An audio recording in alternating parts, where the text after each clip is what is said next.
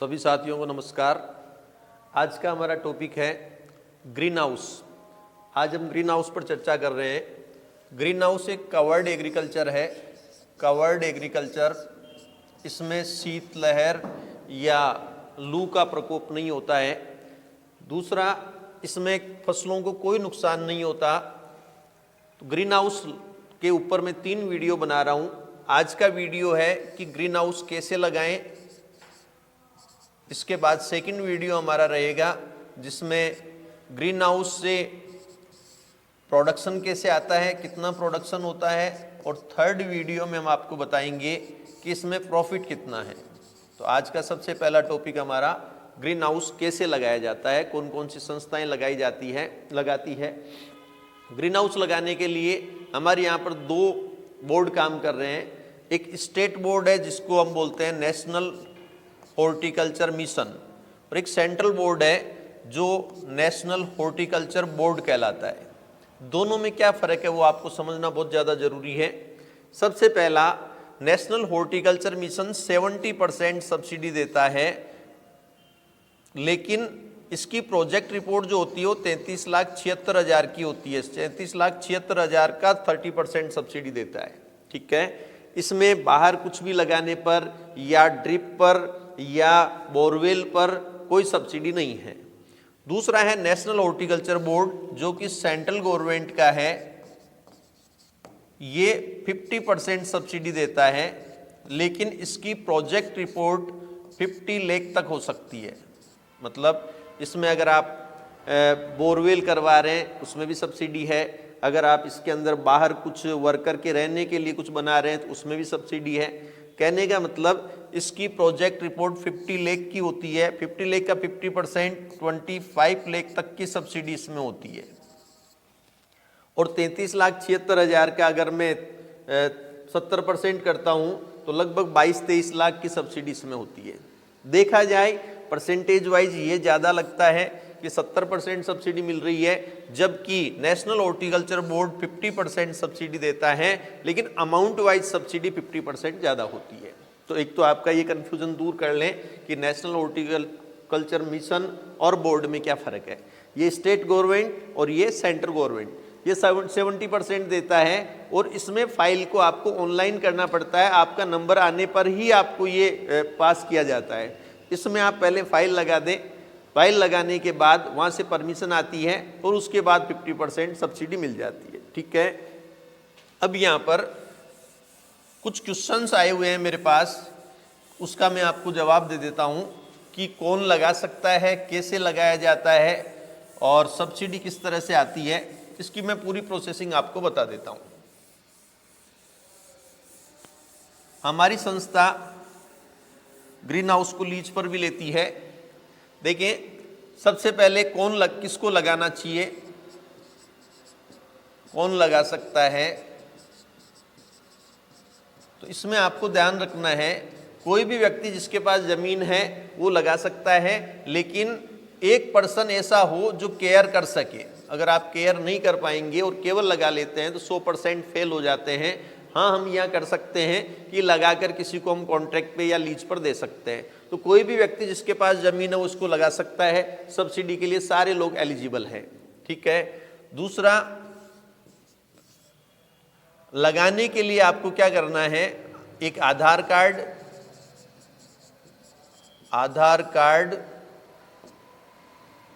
आपकी फोटो, जमाबंदी, नक्शा, वह मिट्टी पानी की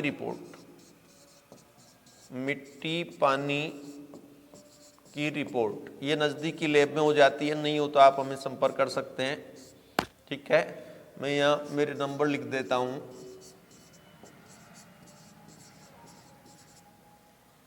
ये आप हमारे पास भेज सकते हैं। ठीक है, दूसरा क्वेश्चन ये था, पहला तो था कि कौन लगा सकते हैं, आपको समझ में आ गया होगा, कोई भी व्यक्ति लगा सकता है जिसके नाम जमीन हो।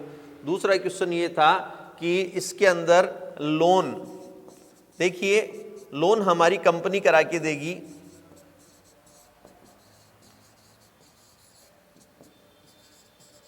लोन हमारी कंपनी करा कर देगी, ठीक है। लोन लगभग 40 लाख के आसपास तक का हो जाएगा। अगर आपकी पॉकेट में 4 से 5 लाख रुपए हैं, देखो मैं कहूं अगर आपकी पॉकेट में 1 लाख रुपीज है तो भी आप ग्रीन हाउस लगा सकते हैं। लेकिन कई बार क्या होता है, ग्रीन हाउस तो लग जाता है, लेकिन ग्रीन हाउस लगाने के बाद भी हमें सीड का पैसा चाहिए होता है, हमें खाद का पैसा चाहिए होता है, सीड है, खाद है, लेबर है, इन सब का पैसा चाहिए होता है। तो ग्रीन हाउस लगने के बाद भी हमें 2-3 लाख रुपए चाहिए होते हैं ताकि हम ग्रीन हाउस को 100% रूप से सक्सेस कर सके। केवल आप 50,000 या 1 लाख के भरोसे ग्रीन हाउस लगा लेते हैं और बाद में अगर हम उसमें इनपुट नहीं देंगे, सीड नहीं डालेंगे, तो ग्रीन हाउस सक्सेस नहीं होगा। तो 40 लाख तक का लोन होता है। इसमें 25 लाख का लोन गवर्नमेंट पे करती है। लोन 40 लाख का है, 25 लाख का गवर्नमेंट पे करेगी और 15 लाख रुपीज का जो लोन है वो आपको पे करना है, फार्मर को पे करना है, ठीक है। अब यहाँ पर हम बात करते हैं कि लोन गवर्नमेंट ने दे दिया, मतलब 25 लाख की सब्सिडी दे दी। कई लोग कंफ्यूजन में रहते हैं कि सब्सिडी होती है या नहीं होती है। तो सब्सिडी 100% होती है, ये लगभग 3 मंथ में हो जाती है, ठीक है। 3 महीने का टाइम में होता है जिसमें गवर्नमेंट 25 लाख आपकी बैंक को पे कर देती है और आपको 15 लाख पे करना होता है, ठीक है। अब आप लोन का रीपे कैसे करेंगे, तो उसके लिए मैं आपको बताऊं, हमारे ग्रीन हाउस में 2.5 फसल हम ले सकते हैं। 2.5 फसल कैसे लेते हैं उसका मैं आपको बता देता हूं।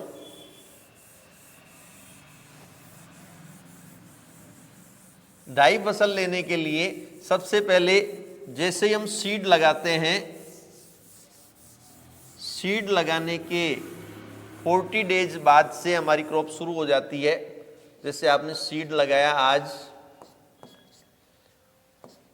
तो 40 डेज से आपकी क्रॉप शुरू हो गई, 40 दिन से, और ये फसल चलती है 120 दिन तक। अब यहां पर अगर हम 120 दिन की बात करें तो साल में 360 दिन होते हैं, 3 फसल आ जाती है। लेकिन हमें कुछ पीरियड क्या करना होता है, जमीन को खाली भी छोड़ना पड़ता है। तो हम क्या करेंगे, जैसे ही 100 दिन की फसल हुई, हम इधर नर्सरी तैयार कर लेंगे, ठीक है। नर्सरी तैयार करने का फायदा ये होगा कि 100 दिन जैसे ही फसल लगाए हुए हम इधर नर्सरी तैयार करेंगे, तो नर्सरी 20 दिन आपको ये मिल गए नर्सरी को, और 10 दिन और इसमें रख देंगे, तो 30वें दिन हम प्लांट डायरेक्ट उसमें ट्रांसप्लांट कर देंगे। तो यहां पर हाँ ये कर सकते हैं, 110 दिन पर करते हैं।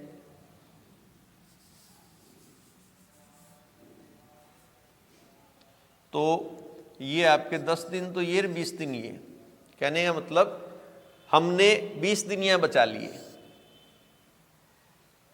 110वें दिन हमने तैयार कर ली थी, 20 दिन उधर हमने सुखाने दिया, तो 20 दिन हमारे बच गए और हमारी पॉट ट्रे के अंदर नर्सरी तैयार हो गई। 20 दिन हमने जमीन को सुखा लिया। अब 30वें दिन हम ट्रांसप्लांट कर देंगे, तो 20 दिन जमीन सूखने के लिए रह गई और हमने 20 दिन इसमें ये बचा लिए। कौन से? ये तो एडवांस थे, ठीक है, और ये हमने पॉट ट्रे के अंदर कर ली थी नर्सरी। या आप चाहें तो 120वें दिन इधर तो फसल निकाल दें और इधर आप सुखाने के लिए छोड़ दें जमीन को।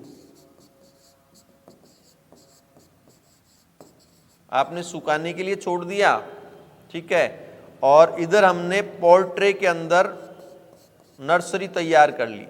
तो 30 दिन हम पॉट ट्रे में नर्सरी को रख लेंगे, ठीक है। तो 30 दिन जमीन सूख गई और 30 दिन इधर हमारी क्रॉप तैयार हो गई।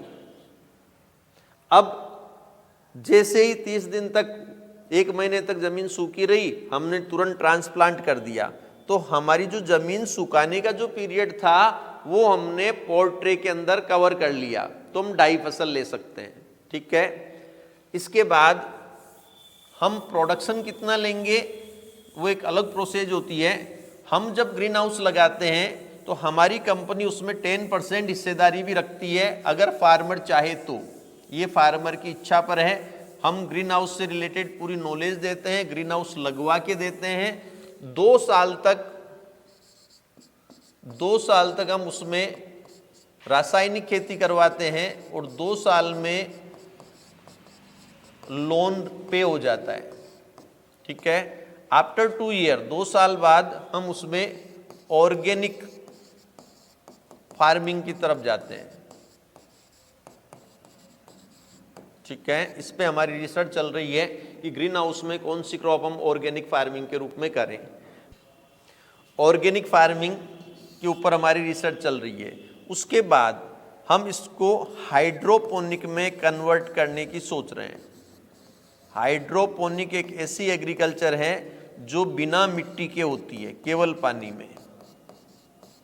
अगर हम सीधा हाइड्रोपोनिक पर जाएं तो 1 करोड़ के आसपास की कॉस्ट आती है, जो कि लगाना पॉसिबल नहीं होता। हम 1 करोड़ का नाम सुनकर ही पीछे हट जाते हैं। तो 2 साल तक हम इसमें केमिकल रासायनिक फार्मिंग करेंगे, लोन का रीपेमेंट हो जाएगा।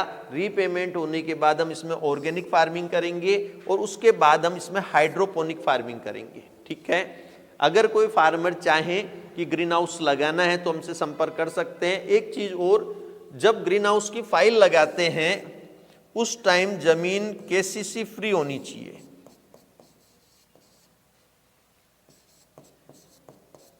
ठीक है, हाँ, जैसे एक बार जब आप डॉक्यूमेंट देते हैं उस टाइम केसीसी फ्री होना रिक्वायर्ड नहीं है, लेकिन जब फाइल लोन के लिए जाएगी उस टाइम केसीसी फ्री कर दो, आपका लोन सैंक्शन हो जाए, उसके बाद आप 10 लाख का केसीसी वापस इस प्रोजेक्ट पर ले सकते हैं। ठीक है, अब कई पर्सन ऐसे भी आते हैं जिनके पास मनी का अरेंजमेंट नहीं होता है। हम एक एफपीओ बना रहे हैं, फार्मर प्रोड्यूसिंग ऑर्गेनाइजेशन, आप उसके मेंबर बन सकते हैं। अगर आप एफपीओ के मेंबर बनते हैं तो एफपीओ पर वैसे मैं एक कंप्लीट वीडियो बाद में बनाऊंगा। उसका फायदा आपको ये होता है कि एफपीओ आपको फाइनेंस अवेलेबल करवा देगा। मैं कई जगह घूम के आया, समस्याएं आई कि हमारे पास केसीसी है, मेहनत भी कर सकते हैं, सब कुछ कर सकते हैं, लेकिन पैसा नहीं है। तो ये जो एफपीओ है ये आपको फाइनेंस कर देगा, इसका हिस्सा हो जाएगा।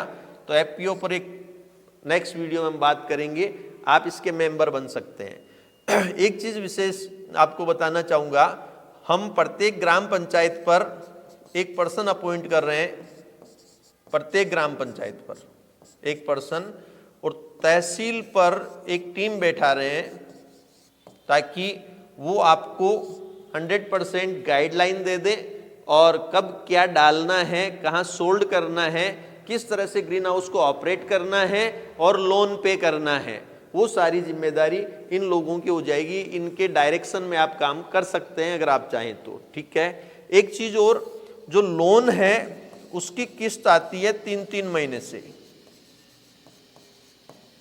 ठीक है, लोन की किस्त 3 मंथ से आएगी और इसका जो आपके पास इनकम है वो सीड लगने के 40 दिन से आने लग जाएगी।